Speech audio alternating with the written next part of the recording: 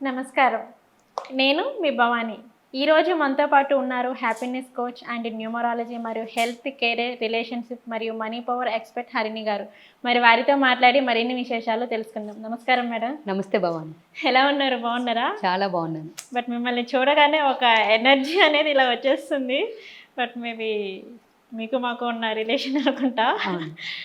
Okay madam, సాధారణంగా చూసుకుంటే చాలామందికి మనీ అనేది చాలా ఇంపార్టెంట్.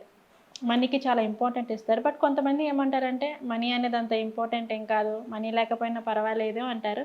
అసలు మనీ అనేది ఎవరి దగ్గర ఎక్కువ నిలుస్తుంది, ఎవరి దగ్గర ఎక్కువ నిలవదు? అసలు మనీ నిలకడగా ఉండాలి అంటే ఫస్ట్ మనం ఏం చేయాలి? ధనం మూలం ఇదం జగత్ అన్నారు పెద్దలు. ఎప్పుడైతే ఎవరైనా సరే మనం పుట్టిన తర్వాత చేసిన తర్వాత ఎవరు పెరిగినా సరే ప్రతి ఒక్కళ్ళు చదువుకున్న 25 సంవత్సరాలు మనం చదువుకుని వెళ్ళి ఏం చేస్తున్నా కూడా ప్రతిదీ కూడా ధనం కోసమే చేస్తున్నాం. ఎందుకంటే ఇప్పుడు ధనం అనేది ఇంతకుముందు ఒకప్పుడు ఏంటంటే వస్తు మార్పిడి పద్ధతిలో ఉండేది.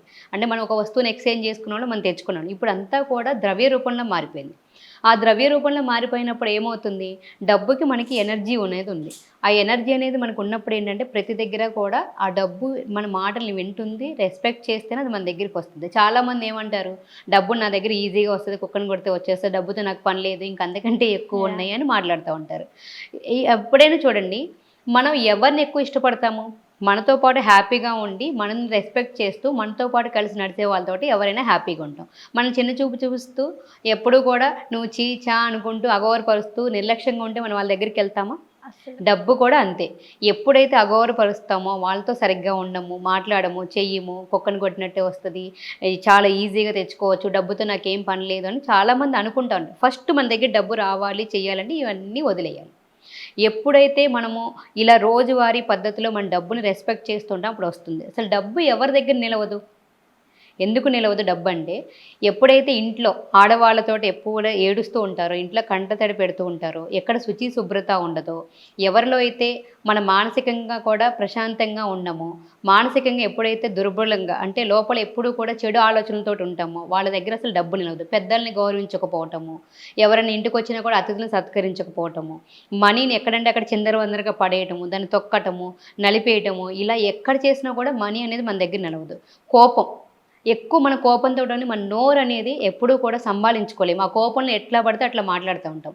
లక్ష్మీదేవికి ఎప్పుడైతే సరే మనం కోపంగా మాట్లాడతామో చేస్తామో అప్పుడు లక్ష్మి అనేది అసలు నిలవదు. అంటే ఆ నోటికి అద్దు పదుపు ఉండదు. అందుకే మాట్లాడేటప్పుడు చేసేటప్పుడు ఎవరైనా చాలామంది ఏమంటారంటే, నాలుక దాటిన మాట బయటికి వెళ్తే మనం తిరిగి తీసుకోలేము అని చెప్తారు. పెదవి దాటిన మాటని వెళ్ళకూడదండి. అందుకే డబ్బు పరంగా అయినా ఎవరినైనా ఒక మాట అనేటప్పుడు ఆచితూచి మనం ఆలోచించి మాట్లాడాలి.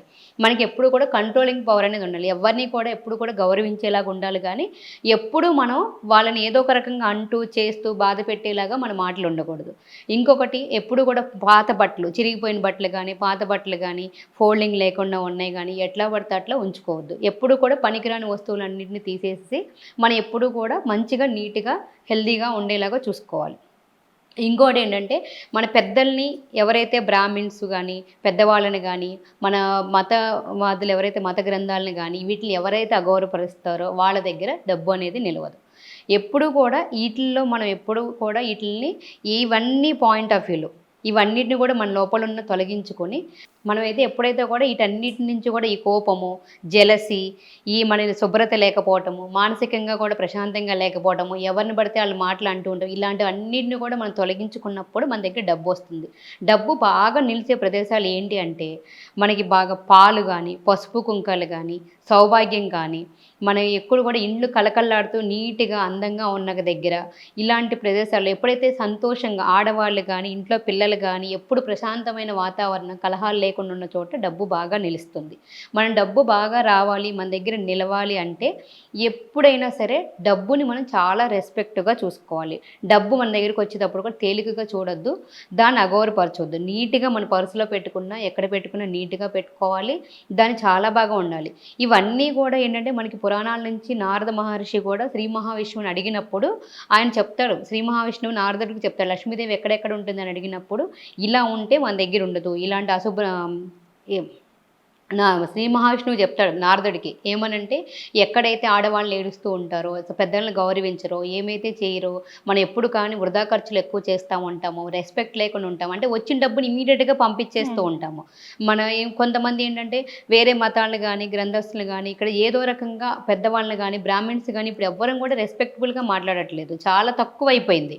సో దానివల్ల కూడా ఇవన్నీ ఎప్పుడైతే మార్చుకుంటామో అక్కడ డబ్బు నిలుస్తుందని చెప్పారు.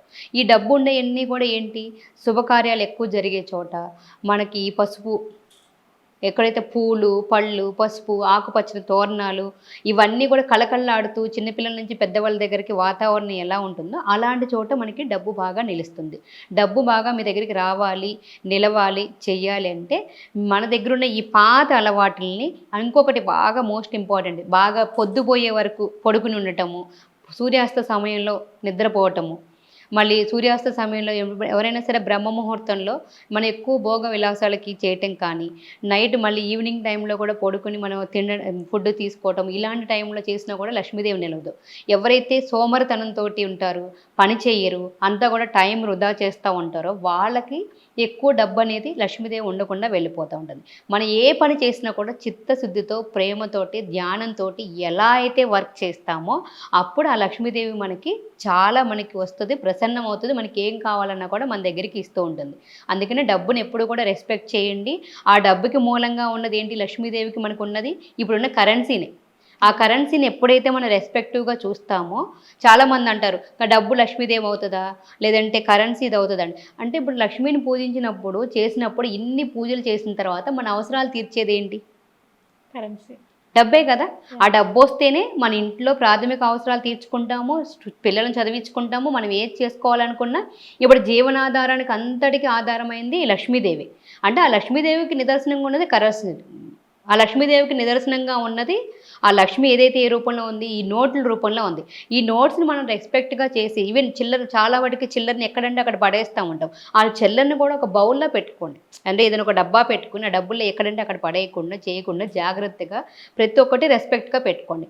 ఎప్పుడైతే లక్ష్మి ఎవరికైతే రెస్పెక్ట్ ఇస్తుందో, ఎవరైతే దాన్ని చాలా జాగ్రత్తగా వాడుకుంటారో, నిర్లక్ష్యం చేయకుండా వాళ్ళని ఎప్పుడైతే కూడా మనం ఎక్కడికి వెళ్ళినా కూడా, నేను చెప్పాను కదా ఇంతకుముందు ఎగ్జాంపుల్ ఏం చెప్పాను, ఎప్పుడైతే లక్ష్మీదేవి మనం ఎవరి దగ్గరికైనా వెళ్ళినా చేసినా కూడా, మనం ఎవరి దగ్గరికి వెళ్ళినప్పుడు ఎంత బాగా హ్యాపీగా రిసీవ్ చేసుకుంటాం వాళ్ళ దగ్గరికి ఉంటుంది. ఇప్పుడు మనీ రాగానే నేను ఒక చిన్న టిప్ చెప్తాను. మీకు శాలరీ వస్తుంది కదా, శాలరీ రాగానే ఫస్ట్ శాలరీలో ఒక కల్లుపు ప్యాకెట్ తెచ్చుకోండి. అంటే శాలరీ జీతం రాగానే మనకి ఏదైతే కల్లుప్పు ఉంటుంది, ఆ కల్లుప్పు అనేది కూడా లక్ష్మీదేవికి చెల్లెలతో సమానం. అంటే సముద్రం నుంచే వచ్చింది కదా, ఆ లక్ష్మికి ఉప్పుకి చాలా సంబంధం ఉంది అంటారు. ఆ సంబంధం ఉంటుంది కాబట్టి మన శాలరీలో ఫస్ట్ రాగానే అక్కడ ఎంత ఉంటుంది, 20 రూపీస్ ఉంటుంది కల్లుప్పు. అది మనకు తెచ్చుకున్నాము అంటే దాంతోపాటు మనం ఈజీగా మనం ఆ లోపల ఉన్న మన డబ్బుని అట్రాక్ట్ చేసుకోవడానికి ఉంటుంది అనమాట. సో మీరు ఈ విధమైన చిన్న చిన్న టిప్స్ని ఉపయోగించుకొని మీరు లక్ష్మీదేవుడు మనకి ఏదైతే సరికాని విషయాలు ఉన్నాయో అవన్నీ కూడా మనం డిలీట్ చేసుకొని ఈ మంచి విషయాల్ని మన లోపల ఇన్వాల్వ్ చేసుకుంటే మనం ఈజీగా మనీని అట్రాక్ట్ చేసుకోగలుగుతాం. మన దగ్గర ఎప్పుడు కూడా సంపద నిలిచి ఉంటుంది. Thank you madam. మనీ ఎవరి దగ్గర నిలుస్తుంది, ఎవరి దగ్గర నిలవదు, అండ్ మనీ నిలవాలి అంటే మనం ఏం చేయాలి అన్న వాటి గురించి మాకు చాలా చక్కగా వివరించారు. Thank you madam. Thank you.